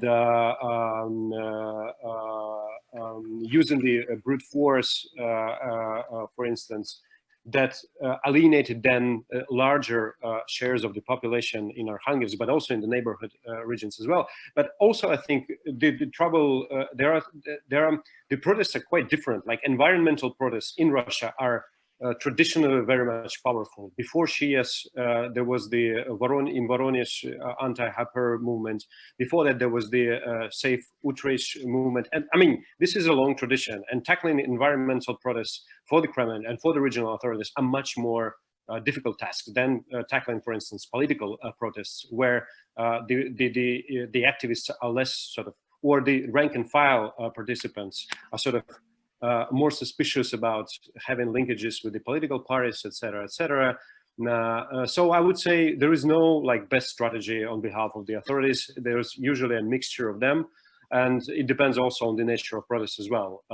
Definitely coercion is one of the strategies that they consider as the most effective, at least on behalf of Siloviki ministries. They do believe that coercion is one of the best tools in this regards. I will now go from Khabarovsk to the protests in Belarus. A question from Malcolm Dixelius.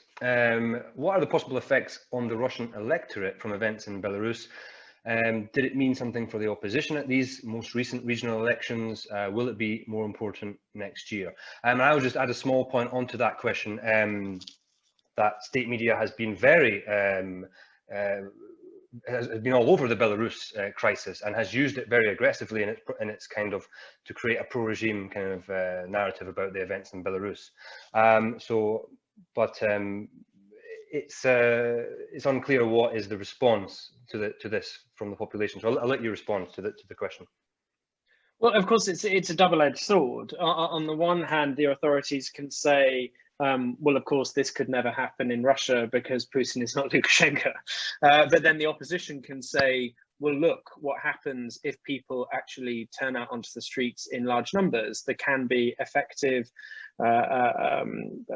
change. There can be defections of, granted, low-level law enforcement figures, but there can be higher-level defections like ambassadors abroad, but also there can be higher-level international attention. I haven't yet seen any reliable data as to, on balance, which of those framings about whether on balance what's happening in Belarus is likely to be more of a challenge to united Russia or is going to be something beneficial to the opposition.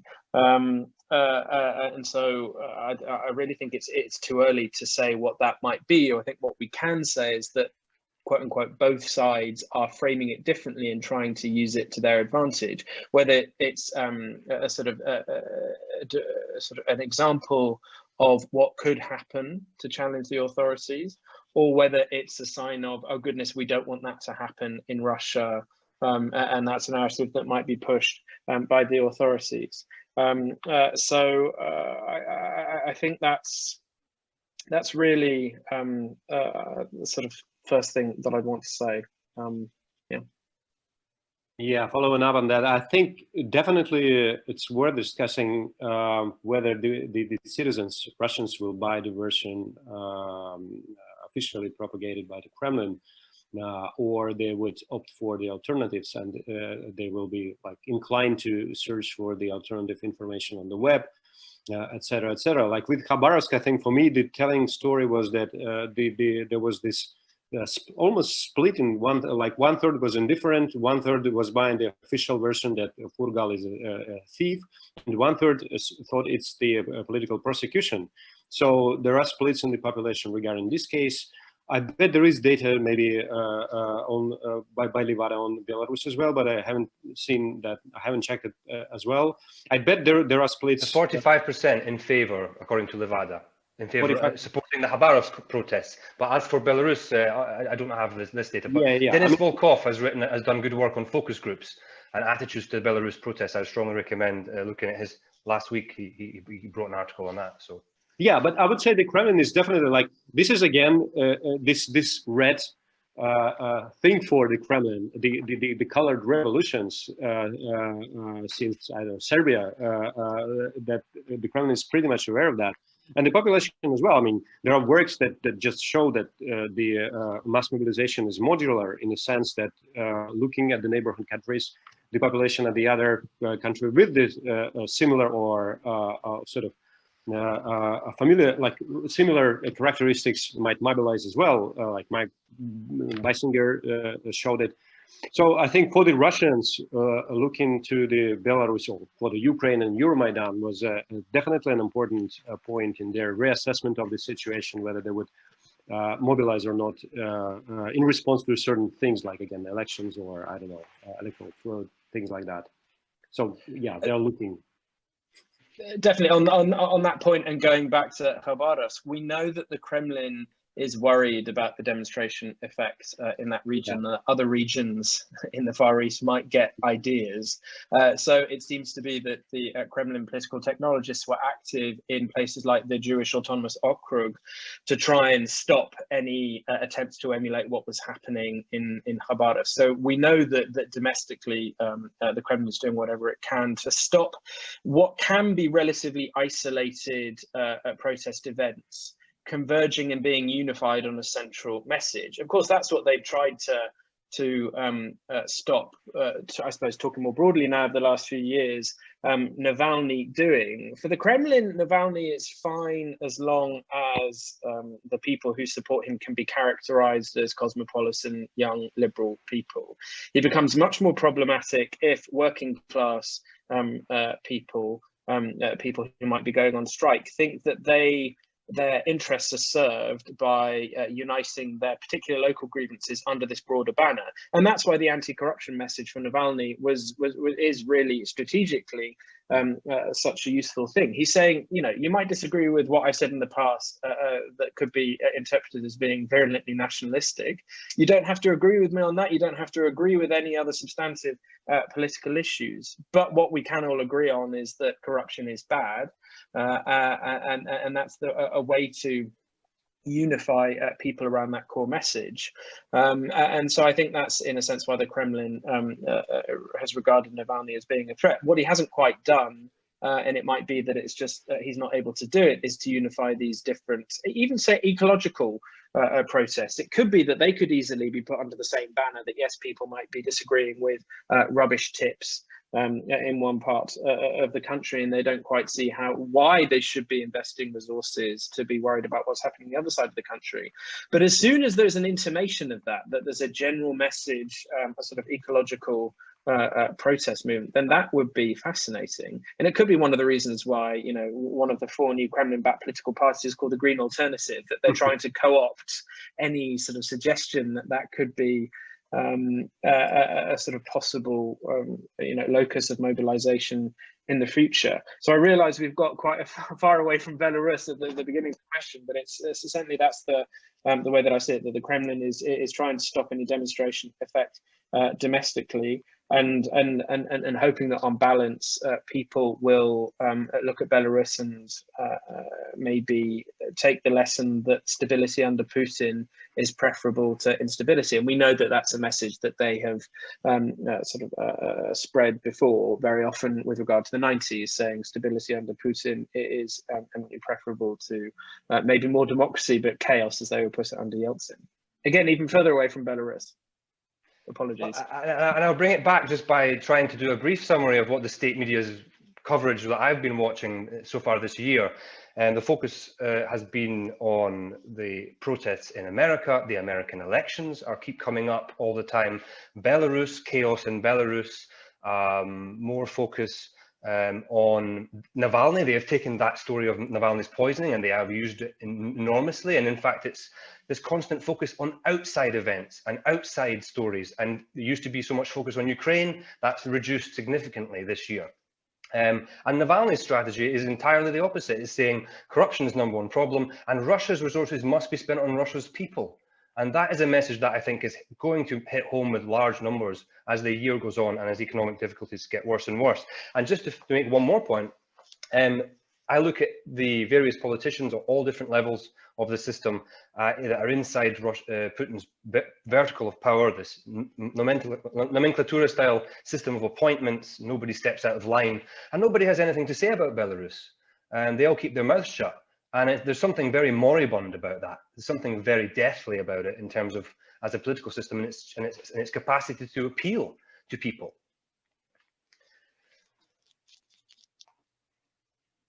Now, I just want to move on now to a few more questions we have. I suppose really we're getting towards the regional elections, if that's okay, and we might come back to some other points in time, but the regional elections, I suppose the first question is from, just give me a moment, I'll find it.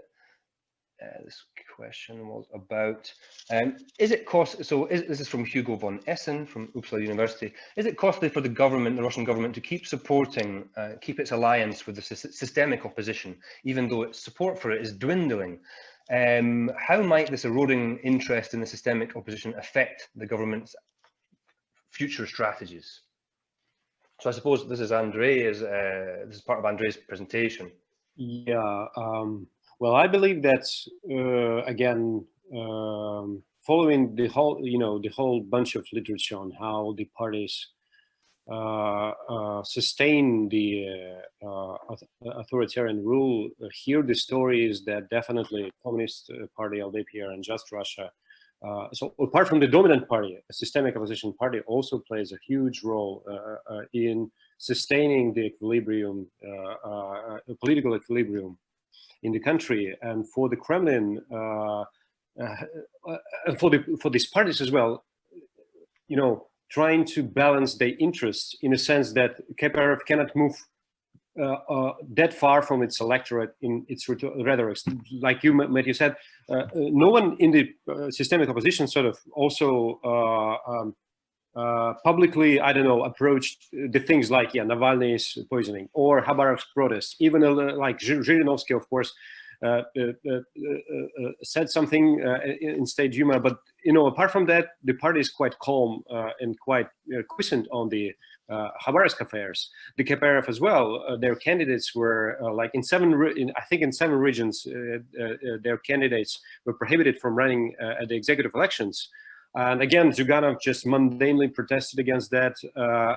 But in Irkutsk, there is this case where the KPRF candidates run a very much intensive campaign at the beginning, but then suddenly he changed gears after visiting Moscow and meeting with Zyuganov, meaning that again, both for Just Russia, LDPR, and KPRF, the Putin's regime is important as for Putin himself. And maintaining this balance for all the parties is very important. Even though, again, I think, of course, these parties are minor partners, and the Kremlin wouldn't hesitate to spare them if the occasion occurs. That's why there are these new projects of other parties now popping up, including the Green Alternative, for instance, etc. So I would say the systemic opposition is much more interested in sustaining the current situation and current status quo. But for the Kremlin, they are just minor partners, and the situation would get worse for all 3 systemic opposition parties, like on the aggregate level. Again, there must be some breakthroughs in certain regions, in certain local councils, but overall, I think they are in decline at the moment. No, I agree with that entirely. And one way to look at it in the same way, but just from a slightly different angle, is just look at who the leaders are of the parliamentary factions in the State Duma of Just Russia, KPRF, LDPR. They're old men who've been on the political scene for a very long time.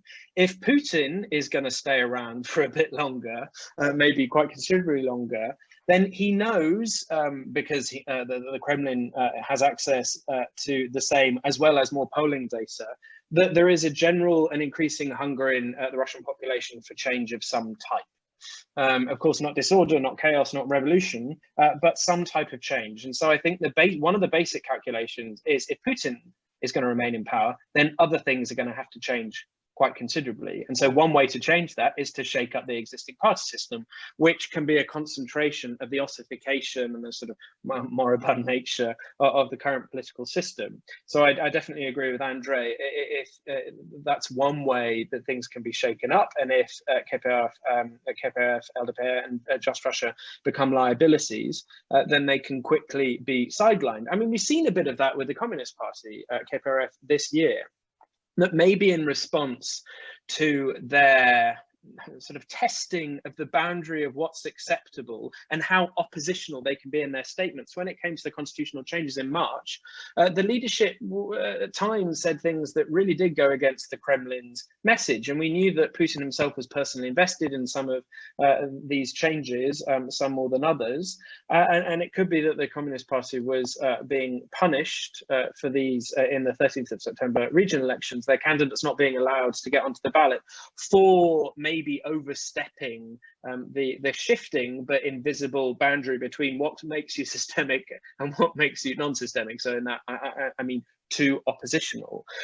So I think that's the starting point. But also when we talk about, especially KPRF and other PR, they do have independent organizations. It's not as if the Kremlin would be able to click its fingers and then immediately all of these party activists would magically transform at the stroke of midnight, not into pumpkins, but into members of United Russia.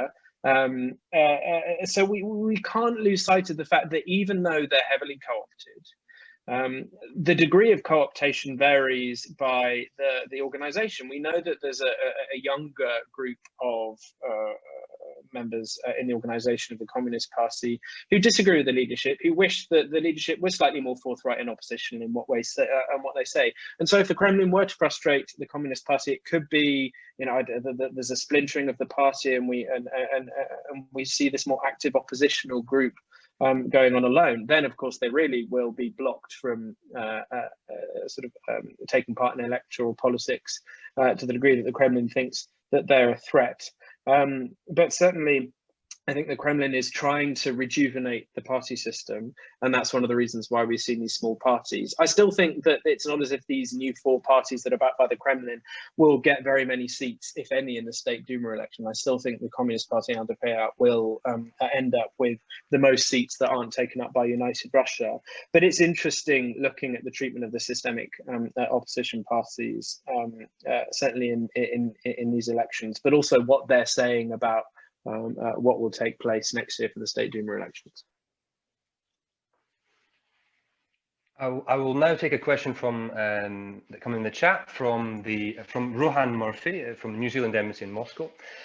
He is talking about Andrei's point about the disruption of smart voting as a likely Kremlin priority in the future.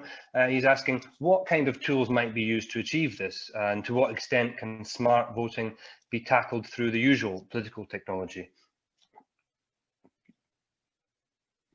Well, I think apart from the propaganda, right, from framing the smart voting as the strategy either of like liberals and those who are just want to destroy the country, to the idea that it's actually like inviting political experts to talk about that it's futile, it's nonsense, etc. I think there are ways for the Kremlin to disrupt it simply by preventing the candidates that are most likely to win the mandates from United Russia. So that I think that will be the major tool. That it isn't the major tool at the moment, because what does Navalny team do?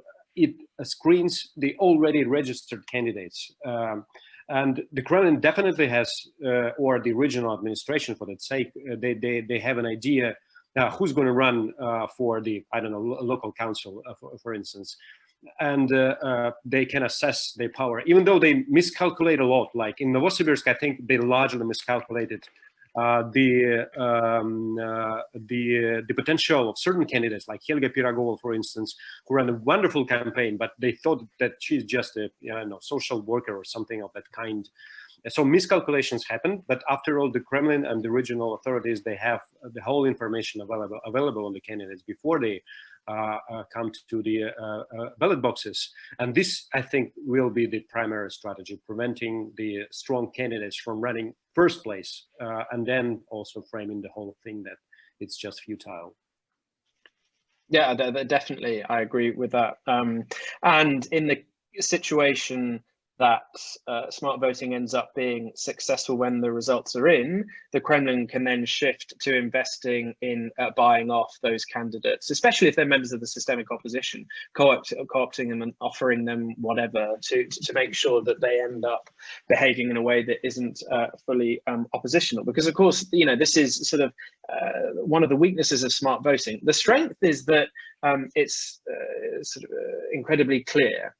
The focus is to try and increase support for the person best placed to stop United Russia from winning a particular election. The problem is, though, the other side of that is that it's not as if the candidates that are selected share an ideological position, or it's not as if they're all non-systemic. you know, very often smart voting can lead to the election of KPRF, LDPR, Just Russia individuals. And then it's a question about whether they can be trusted. And it's not even trusted because it's not as if they're being asked to behave in a certain way. You know, and this is something, this is one of the reasons why smart voting and the messaging about smart voting that Andrew has already spoken about is really important, because still some members of the opposition just don't buy it. They don't believe in it, insofar as it can lead to a situation in which a genuinely non-systemic candidate isn't supported, but a KPRF candidate is supported. And for lots of members of the opposition, that just is unpalatable for obvious reasons. Strategically, it makes sense, but in terms of getting people into office who are going to implement policy change that you agree with, it's not. Of course, the calculation of Team Navalny is that worrying about affecting policy is, you know, another few steps down the road. That's in the future. At the moment, the most important thing is to stop United Russia from winning office, but also through this demonstration and snowball effect, that if we get, as I'm speaking to Tim Navalny here, if we get enough people from even the systemic opposition, if they realize that smart voting is helping them, and if they realize that there's an appetite for anything but United Russia, then that might disincentivize them from, when being elected, acting in a non-oppositional way. That, you know, the efficacy of smart voting could help transform them into genuinely oppositional figures. And we know, even by looking at the leadership of systemic opposition parties, that that transformation is possible. We know that the willingness of people like Zhirinovsky and Zyuganov to say things that go against the Kremlin's line depends on their evaluation strategically how things are going. If they feel as though they've had a good election, then they're much more willing to say things that are more forthrightly oppositional. And I suppose the hope is that that could sort of trickle down, and that's the hope of smart voting, to start slowly and to build up momentum, which is why I think that these elections, we can't say that they weren't a success in a way for Team Navalny. Just a quick note on that. I definitely agree. I think the idea, again, now for the smart voting is to become this self-fulfilling prophecy, where exactly the thing that Ben described is happening, that it incentivizes certain candidates to run on that sort of ticketed strategy, and the voters to aggregate, to concentrate the votes on that, and that would become a certain, you know, cyclical machinery that helps to elect, to strengthen the position of this even systemic opposition within the legislators, giving them more leverage over United Russia and the original patrons. And we definitely know that the stronger the organization, the stronger the presence of the even systemic opposition in the regional legislators or councils, the more they are able to mobilize. For instance, I did this small analysis in Russian politics in this June, which actually shows that electoral strength does translate into the mobilizational activity of the given party, even if it's LDPR, for instance. Yeah, sorry, it's getting darker in Russia. Yes, darkness has come to the Urals. And I would just make a small point, just building on what's been said, that the smart voting appears to be entirely destructive in its function. It erodes the United Russia kind of votes. It can reduce this. It can make small inroads, but it doesn't seem to have any way of creating and being constructive and generative towards some kind of coherent oppositional movement that can offer a genuine alternative to what's currently being offered. So I would like to just, we're on the regional elections, and I'd just like to put in one more question in this area that we haven't really got to yet. It's about the overall significance of the regional elections and the referendum. If we accept that in the referendum in July, there was large amounts of falsification, приписывает, it's like when you just kind of say that the person came, but they didn't, and you push the turnout up. But then in the regional elections, they didn't bother to do this. There was very low turnout in a lot of the parts of the regional elections. So the kind of question is, if the minimal attention to these elections, they're kind of losing some of their meaning. What do you think that might mean in the longer term over the coming years, that they're able to use massive administrative resources to achieve any result they want in these elections, but people don't care? People are switching off, and that's the kind of dynamic we might see. And then, just to finish the comment, there's parallels with Belarus, I suppose. with this process of switching off. I just wondered if you might want to respond to that, but otherwise I can. Well, yeah, Andrew? Yeah, no, just quickly, for the nationwide vote, turnout was an important part of the messaging. The Kremlin, in order for it to be legitimate, had to be able to say that the turnout was impressively high, not that 20% of Russians bothered turning out. When it comes to the 13th of September elections, turnout isn't part of the messaging. We're not seeing in local, regional or state media people talking about the wonderful turnout. It's just sort of, political science geeks looking at, whether there's a relationship between turnout and mobilization capacity, which tells us something really interesting. But for most Russians, that's not part of the way that they're looking at these elections, whereas for the nationwide vote and for other federal level elections, the turnout is part of the legitimization strategy. So I suppose that's all I'll say. If we're looking at a difference between the nationwide vote and the turnout for the regional and local elections, it's just because of the function that turnout plays in legitimizing the results. Yeah, I like Ben's idea that the Kremlin now employs sort of differential mobilization, turnout mobilization strategy, because definitely for certain occasions like referendum, like plebiscite on the constitution, it was definitely a part of the message that it should be a huge turnout.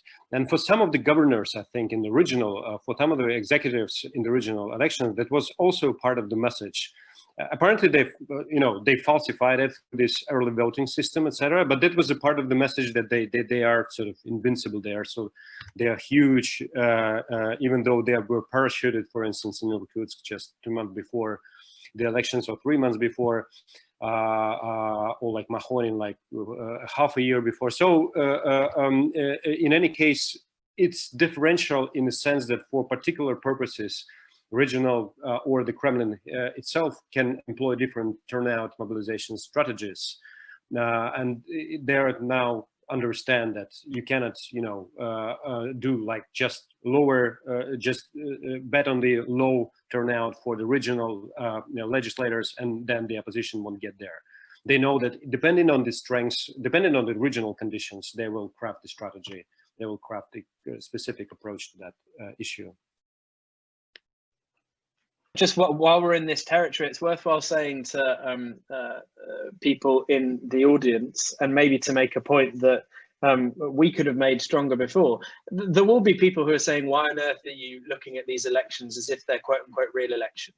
Why are you giving them the dignity and the sort of the authority that focusing on them and discussing them using the terms like election gives? Surely you're misunderstanding them. And of course, the response is that it's always way more complicated. It's not as if the Central Electoral Commission yet just comes up with the figures that it wants. It might be the case that local and regional electoral commissions do end up falsifying the figures quite considerably, but the path of least resistance for the Kremlin is actually get people to vote in the way that they want. And I suppose that's, at the end of the day, why there's lots of upstream work done. So media coverage is modified so that those candidates supported by the authorities get more coverage. It's why certain candidates are kept off the ballot box. If it were just a question of stuffing the ballots and really quite manifest electoral falsification, then lots of that upstream work wouldn't take place. It's just way more complicated, and it's why Russia is such a good example of a competitive electoral authoritarian regime. It means that yes, they can, if the Kremlin's on it, they can use various tools to get the results that we saw in the 13th of September, but things can also go wrong, like they really did in the regional elections in 2018. So that's just my set piece to people who are saying, the elections in Russia, don't bother studying, they're not telling you anything. I think they do tell us quite a lot. They tell us about the balancing act, the different sometimes competing interests between people within the regime about how best to conduct these, to realize a nominally democratic institution. We know that within the presidential administration, there are different schools of thought, that Kirienko might think one thing, and there might be others in different towers in the Kremlin who have maybe a more coercive approach that would say we should just write the electoral results that we want. We should just do a Lukashenko and say I have 80% of Belarusian voters support me. Of course, absolute nonsense, as we know today, that Lukashenko was inaugurated in secret. That's not the action of somebody who is beloved by the people. But I think, you know, elections in Russia are worth studying. And by studying them, it's not suggesting that they are, whether we should use the word morally, equivalent to their counterparts in consolidated democracies. But I think they can tell us a lot about how the system works. I think Ben's made his position very clear on where he stands about whether Russia is still a competitive hybrid authoritarian regime, because I think there are, of course, lots of people who think it's basically closed. But that's made the case very clearly, and I just want to, we're coming towards the end of the event. I wanted to ask a question. We've given quite a nuanced picture of what's going on in the regions and different governors and different strategies. I wonder if we could offer some response to a question on nuancing the Kremlin, maybe unpacking a little bit the Kremlin. Particularly, I would like to ask about your view on what's going on in this murky world of Kremlin political planning in United Russia.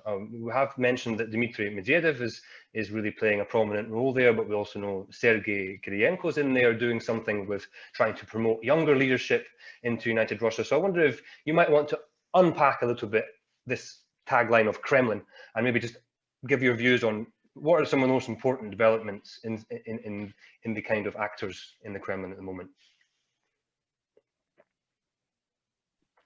Yeah, I can be quick because I'm not into, I definitely not the one who can talk in length about the Kremlin, because I do try to concentrate on regional and subnational stuff in general.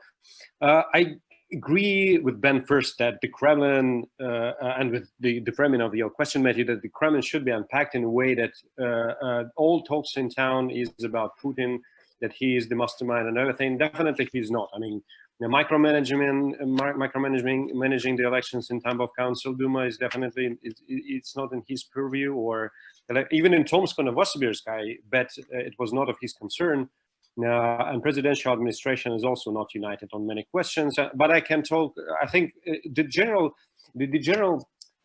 idea for me is that, yeah, if there was the single united center for decision making regarding, for instance, elections or the protests, we could see the coherent strategy applied somehow, not maybe uniformly, but more or less similar across the regions. And again, like Ben already mentioned, we see that there is so much variation in terms of how the elections are handled, how the protests are handled, how the opposition is handled across the regions, which is indicative that even if the presidential administration has an upper hand in collecting the information, pulling the strings, etc., there are so many things like principal agent problems, the signals that can be, you know, mistakenly taken for the orders or something like that in a country like Russia, that it makes completely impossible, unfeasible to have the centralized censor.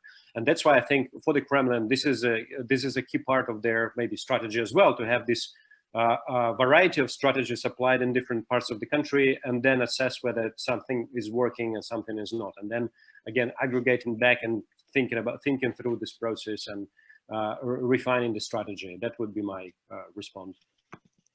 Definitely. I think there's something built into the design of what can seem like a very chaotic battle of the Kremlin towers, that you just have people who have very, very different ideological positions. I think the reason why the senior leadership in Russia tolerates it is because it leads to this constant experimentation, and that one group will be supportive of maybe, say, a certain change to electoral legislation, and they get to try it out in a region, whereas another will be like, no, we don't need, you know, I suppose the example that I always think about is the split between proportional representation and single mandate district when it comes to filling seats.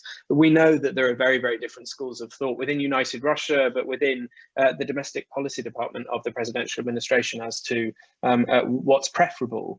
And testing is being carried out all the time. And the reason why is because the Kremlin needs to remain flexible, because given changing socioeconomic and attitudinal conditions on the ground, we know that they're willing to change the institutions such that the authorities are more likely to win. But rather than sort of spell out differences within United Russia, I'm going to sort of make a plug for those of you, and maybe for IRES, if you don't already have an institutional subscription to Tatiana Stanova's Our Politic Bulletin, it's absolutely brilliant in giving especially a focus on the difference between different actors within the presidential administration. It's just a wonderful antidote to sort of the easy slip into, which I know we very often do in these types of presentations, into talking about the Kremlin and the authorities and Putin as if they're synonymous. No, they're not.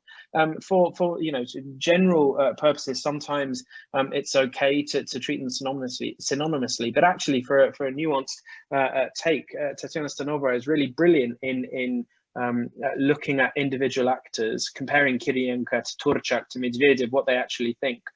Yes, people, it's not as if she's speaking the truth all the time. And by that, I mean, it's not as if she's infallible. Very often she will say things that it becomes clear, well, actually, maybe she's basing too much on a certain rumor, but she's very much plugged in a way that she gives quite an honest, nuanced take on intra-executive disagreements, but also intra-elite disagreements and disagreements within United Russia. So at